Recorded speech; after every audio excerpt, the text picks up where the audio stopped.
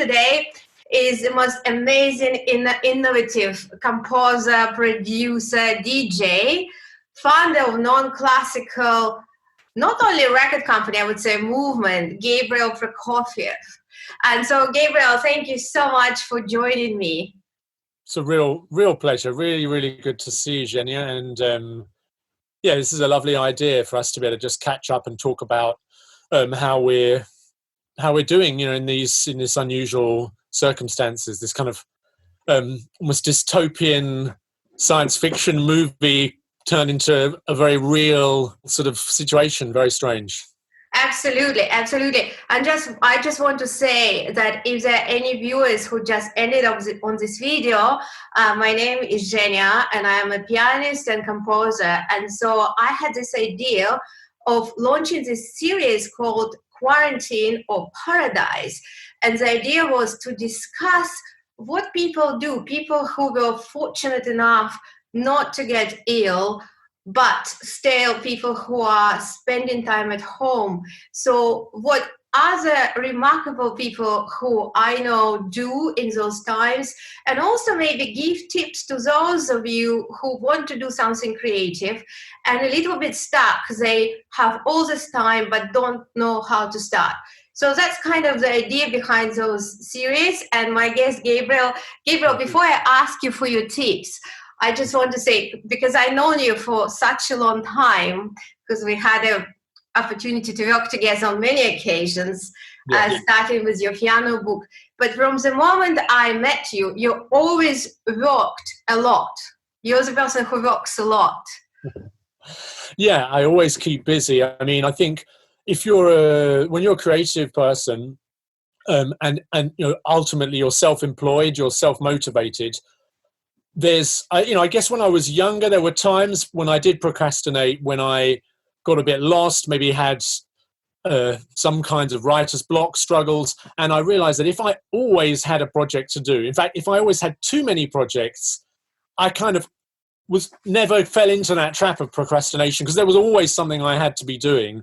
And so that kept me on this sort of self-propulsion situation. And sometimes it's exhausting, I guess, but I think when you are an artist, it can be easy to fall the other way and be a bit lost and not know what to do and find it hard to get started on projects. But if there's always something you should be doing, then you're always creating and you're always being constructive, and therefore you don't get lost. And that's been one of my approaches, I guess. Absolutely. I mean, I was just looking at your website because I see you on social media, but you had so much going on. First of all, you just had a release of remix of Beethoven's Symphony. Yeah. That's happened on Naxos, which sounds amazing, by the way. I've been listening to it. Oh, great. And then the month before that, you were in Moscow working with the orchestra there. Yeah. Really good new orchestra called Open Sound Orchestra. They're just 1 year old. And that was a really nice project that strangely I should have done maybe 10 years ago, and which was a really explicit bringing together of really strong electronic kind of techno type sounds with a string orchestra. And that's the kind of thing I've been working on for a long time, but actually to do a project that was just that as a concert performance, strangely I hadn't done it before. I'd done a lot of stuff combining electronics and orchestra for contemporary dance and ballet, but never actually got round to making just that standalone concert piece. So it was really good to finally do that. I mean, it's a dangerous thing to bring those worlds together. So maybe it took me a long time to be really ready, but that was really, really exciting. And actually we recorded it afterwards, straight after the concert. We did 2 days in a recording studio. So hopefully later this month or next month, I'm going to be getting the files from the orchestra and start mixing the electronics. So that's another album on its way. Incredible. I mean, compared to many composers, you are a very active composer. You're not just a composer, you also perform, and you always do, well, as much as, it was in a format, you perform with your music, right? Yeah, well, I mean, that's something I've tried to increase more, because ultimately, you build relationship with ensembles and they perform your work, but we have to get our music out as much as possible. If I always take my example from popular music and dance music, where people are gigging all the time. They're just playing, and they won't, if they can't get paid gigs, they'll just go to open mics. There's that kind of energy. Whereas it seems often in contemporary classical music, people have one performance of a new piece, and then there's no other performances set up, and then they just move on to the next piece. And yeah, you've got to keep composing, but you've got to make sure the music gets out there. So I just, I'm just always kind of hustling, trying to get my stuff performed. And I found that if I'm performing, that often helps things to happen. People like to see the composer. Composers are hidden away. I think we do actually need to be more visible. I look back to a lot of the great composers. They performed their works. They conducted them. They were out there.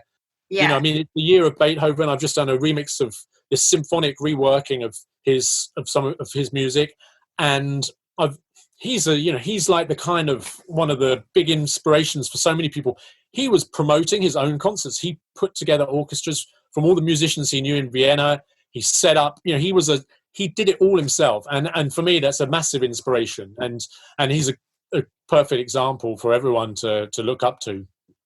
Oh, absolutely. I mean, would you also say because of the non-classical, because I see non-classical not just a record label, it's just like a movement. And the idea happened, I think it's almost 15 years ago, right? Yeah, 16 years ago, yeah. Years ago. So would you say that the idea for non-classical to play the music in non-traditional environment also stems from this? It's a part of that concept.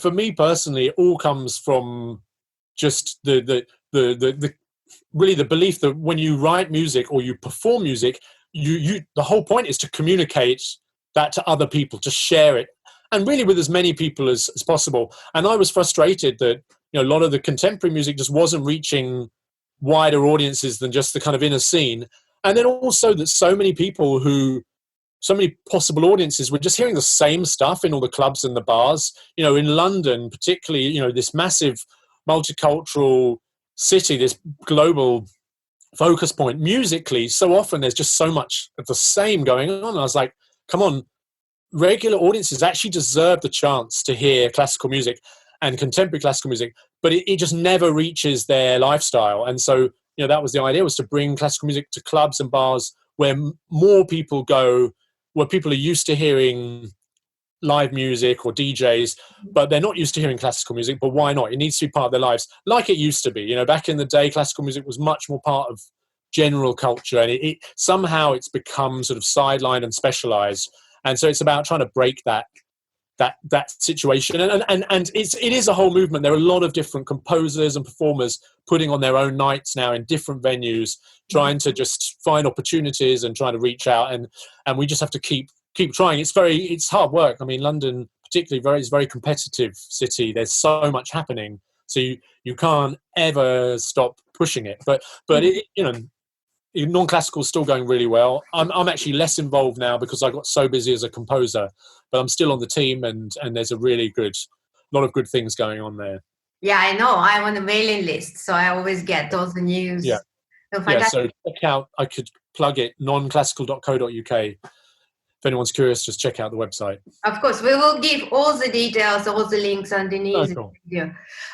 Also, but I was kind of looking at like your body of your work. So you do bring electronics a lot in kind of classical setup, like orchestra, symphonic things, or even ensembles. Yeah. That kind of deliberate thing, you're trying to connect that kind of contemporary pop world or modern world, not pop, modern, let's say, with traditional.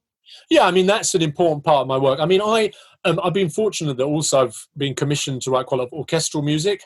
And when you have a full orchestra, you don't really need electronics, to be honest, because the orchestra can just make so many amazing sounds. And that's part of the fun for the composers, to try and discover what sounds they can make. And sometimes I even try to, I try to recreate sounds that I've heard in electronic music. And I think actually that's been a whole new wave, is that electronics has opened up new sounds to the human ear, which we've then tried to recreate acoustically. And I think that's a very interesting area in modern classical music. But sometimes, yeah, there's certain sounds and effects that I'm looking for that I can't create with the orchestra. Or I'm trying to create a certain message. I did a couple of ballet pieces recently. Last year I did something with Birmingham Royal Ballet, and it was called Sense of Time, and it was all about modern life and feeling a bit overwhelmed by the fast pace of urban life. And I really needed some mechanical, heavy electronic sounds in that. So I had a keyboard player in the pit with the orchestra with like 170 samples, like all played at different times. So they had this whole bunch of electronic sounds. And so, yeah, sometimes it really brings something fresh, and it does. You can't kind of completely ignore that world. You don't need to use it all the time. I don't want to force electronics into things that don't need it, but I think it's another way as well of keeping classical music moving forward, and the big piece I did that of course is my concerto for turntables, because that's using the turntables, which is an instrument that came totally out of street culture, out of hip-hop culture, originally New York, and then became a global phenomenon. And then now I use that as a classical solo instrument. And that for me was first saying, look, this instrument is totally valid, totally expressive, and you've got some virtuoso performers who can be the soloist.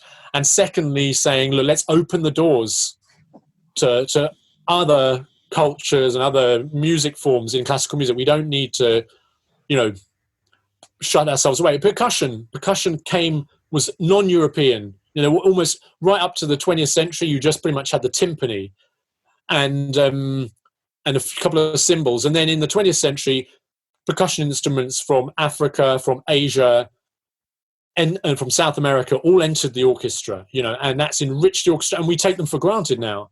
And so it's the same with the turntables, and there are other instruments that are coming all the time. So it's just natural evolution. And when people kind of question that, they should just look at the history and realize that that's just how it's always been. Sure. But we're digressing, I think. Do you find, so with all this like really intense lifestyle which you have in terms of work and performing now, what are you doing now? Well, I mean, it's interesting. Of course, I had quite a lot of concerts cancelled. The the Beethoven 9 Symphonic Remix was supposed to be performed. The album was supposed to be launched in Poland 2 weeks ago, and that was cancelled, which was really sad.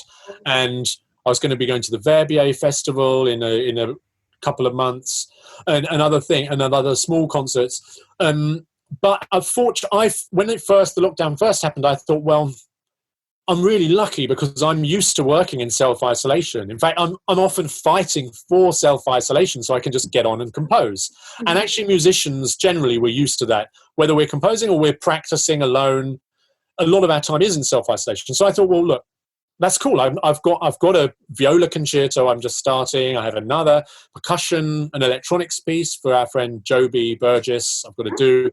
So I just put my head down and work. So at first I thought I'm kind of blessed, and I thought I'm very lucky that I can do all this. But actually it wasn't as easy as I thought, because firstly, my kids, I've got 3 kids, 14, 12 and 9 years old, and they're all suddenly at home. And though their schools are brilliant, they've set them all work, and the children are actually pretty dedicated. They're still around the house. I still have to check on them. I have to check they're not playing computer games when they should be working. There's more meals to prepare. So suddenly I'm not in my kind of little composer bubble as much.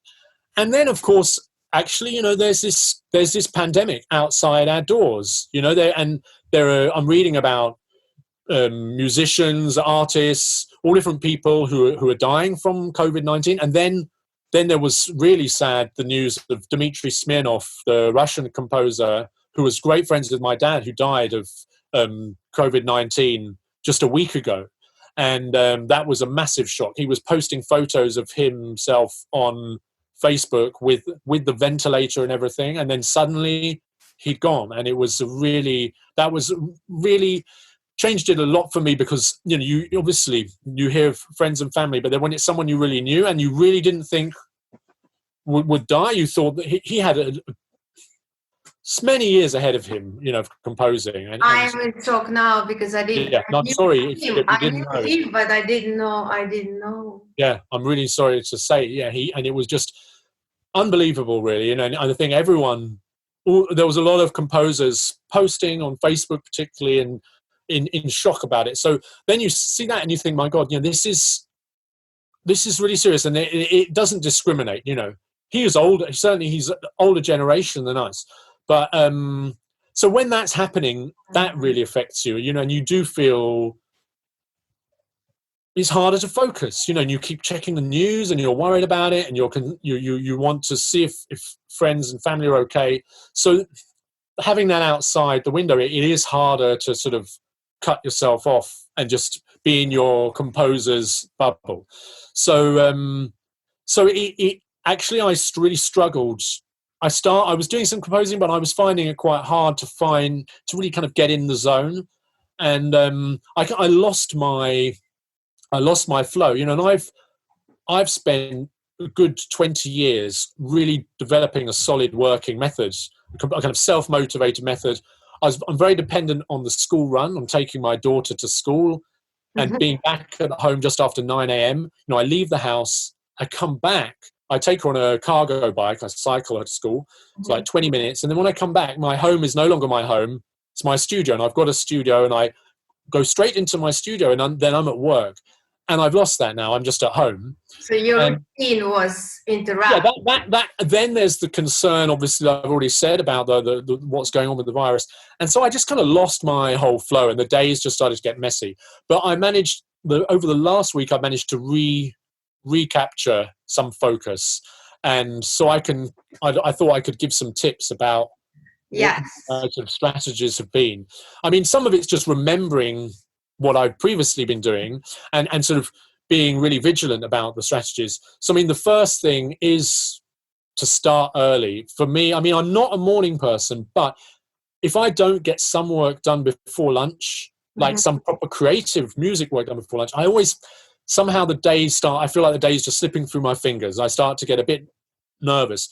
And so it's really important not to look at social media or emails or anything at the very beginning of the day, if possible. I would say, you know, as soon as you get up, you have your breakfast, and then go straight to something creative.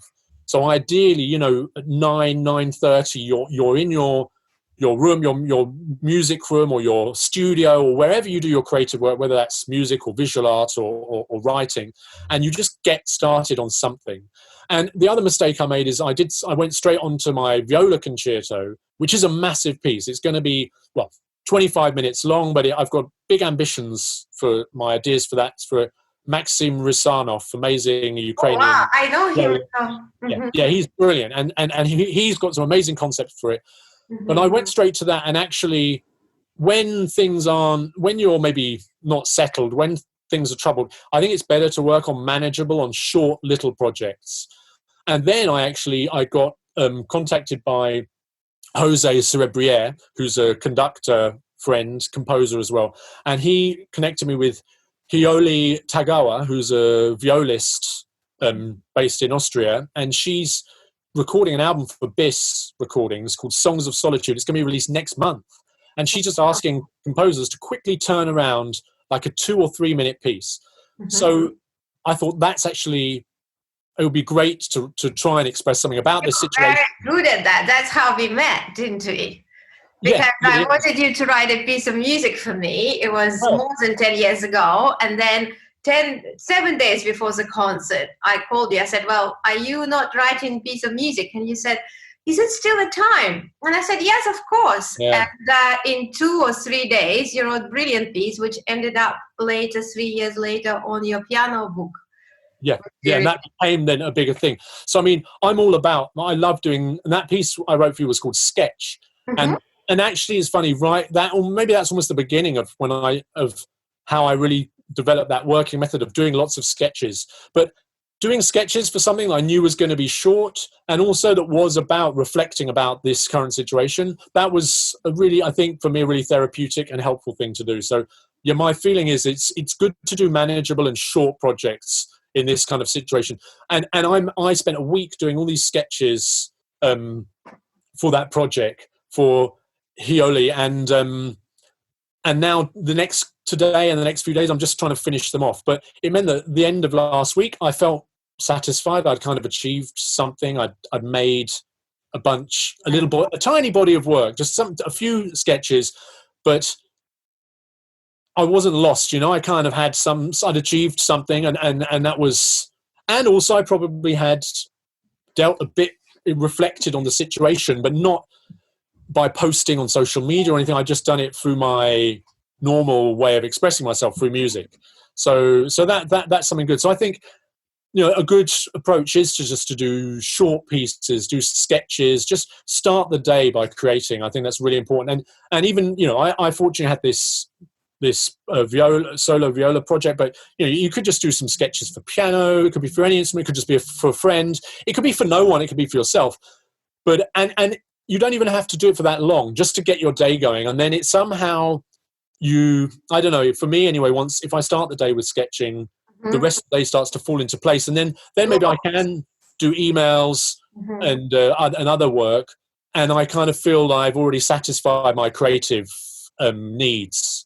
So yeah, I think so important. That's excellent, because we discussed it, we suggest some tips. So one of my tips was to set a goal, some kind of goal, because I think for people, whether they are playing piano, composing, painting, or they want to try themselves in writing, I think is actually what was my tip number 2, is to have sometimes a tangible goal, either write for 8 bars or write 1 page, but have something quite small which they can grab on, rather than thinking, I'm now going to start writing, I'm going to start composing, and that big project that you've been dreaming of, which for me, there is this viola concerto. When you're feeling uncertain, to embark on something really demanding is tricky. I mean, I think I'm probably building myself into a better working flow.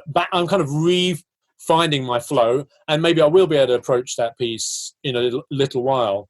But yeah, I think that's the thing, is just something manageable. And the same, even if you're not a creative, if you're, say, a performer, or whether that's in theatre or in music, you can start learning some new repertoire. But not something massive. Like an actor could maybe just learn some poetry or something, and then things that you could possibly share online if you wanted. Absolutely. Another thing, which I think it's kind of similar to what you said, I think physically we are not so exhausted because we are confined in our homes, but psychologically we are. Yeah. And that is, I find that for me to start something creative, I need to have space, just space in my mind. And if I'm already read all the news, read all the emails, dealt with everything, when I come to the piano, I don't have any space. So I think, rest is very important, psychological rest. And you can, either get it through sleep, some people get it through meditation, or through some really practical things. But I discovered that I like tidying up and dusting, because it's quite a useful skill to have, because it kind of cleans it. I always think that I'm cleaning my mind when I do it, at least this is how I'm fooling myself. But then when I start doing something new, I feel like I have space. It's comparing your mind with a suitcase. If the suitcase is already full, there's nothing can go there. No, totally. I mean, I'm not great at tidying up. I always feel like I could be doing something better. So sometimes my studio gets more and more messy, and I'm like, no, I have to work. And then there's a point when I'm like, hang on, this is really not helping my work, the fact there's junk everywhere. So I did, at the beginning of the lockdown, I actually reorganized my studio a bit, and, so those things, obviously, I think a lot of people are doing that. I mean, I just think, as you said about rest and having clarity and a clear mind, that's why the morning is just so important, because you've just woken up and it's before really anything has entered, and that's when actually the isolation can be taken as a blessing. It can be, as you call it, a paradise, because you do have the luxury that you can choose not to be disturbed, because you don't have to go anywhere. You can't go to a meeting. You can actually just not open the laptop, and you can just go straight to work. So I think that's something that we should really grasp. I mean, I suppose the other thing that I think is really important to keep focus is to go outside. And was it like the beginning? Yeah, the first half of last week, or maybe it was the week before. Well, over the last 2 weeks, I didn't really go out. I somehow let it slip, and I wasn't going out in the park. We have a garden. Well, we have a garden, so I did go in the garden, but I didn't go except for like a walk to the shop. I didn't like properly leave the area around the house, and that really, it was crazy. It was quite easy just not to bother, to be busy, and that had a massive effect. And then I took my kids cycling, and we cycled into the city. It's completely deserted, and we were looking at all the modern architecture, and they really like seeing all that. It's really fun. And actually, I realized it's not just going for exercise, it's going far into somewhere else, going away from your neighborhood, getting out, seeing a bit of the kind of the bigger environment, the wider environment, just seeing other people walking on the street. That actually, I've really missed that. You know, I'm used to, often I am locked in my studio, but I still have meetings in town, or every now and again I travel to another country. And that thing of really breaking out, you know, traveling, for me, I realized how important that was as well. I mean, we are still social animals, you know, even if we don't want to acknowledge that. That's kind of, otherwise it does feels really, really weird when you just spend, and as a creative person, I sometimes find myself, I can spend 2-3 days writing, being in my apartment, composing, and then there's the world outside. Yeah. I mean, it's I think part of it is that, you know, when in normal times, you can bury yourself in your work for a week, 2 weeks, for longer. You know, maybe you pop out to a concert or whatever, or to see some friends. But also, you chose that. Right now, we don't have that choice, and just not having that choice does actually affect you. You know, that's why I was naive at first when I thought, well, this is going to be no different for me, because I'm used to just self-isolating. But actually, it's about knowing that you can go and meet friends. It's about even friends saying, let's meet up, or there's someone saying, you've got to come to this concert, wanting to go, eventually cancelling because you still want to work. But just the fact that you knew you could have gone, I mean, it sounds stupid, but I mean, just knowing that you then chose to stay at home, it's a weird thing, but it does give you an insight into what it might be to be a prisoner, or you know, and you think, it made me think about, it's weird, it has made me think about people in repressive regimes when they don't have freedoms to just travel or behave as they wish. And it's weird how it kind of gets under your skin, this feeling of being trapped, of not having freedom. Yes, but I think that as a result of all this, and I hopefully we will come out of it and start coming out of it soon. But I think society and the way certain things worked will be changing. So we are going to go through certain transformations and revaluations and changes. And I think at the beginning we were all shocked, and now we're coming to terms with it. And it's kind of, we have to find our own inner peace and inner flow within this situation. I guess. Yeah, there's definitely a kind of period of shock, isn't there? And people take it in different ways. And I mean, I think there was a lot of people rushing to conclusions about what this means, what will happen, too early in a way. And it takes quite a while to kind of come to grips with this. And of course, I think, you know, it will come to an end, and we will come out the other side, and we'll have learned some good lessons, I think. Remember, I think there's a lot of things we'll appreciate more. We'll really appreciate, I think people, in terms of culture, people will really appreciate going to concerts and theatre and those things, and realize how important live experience is.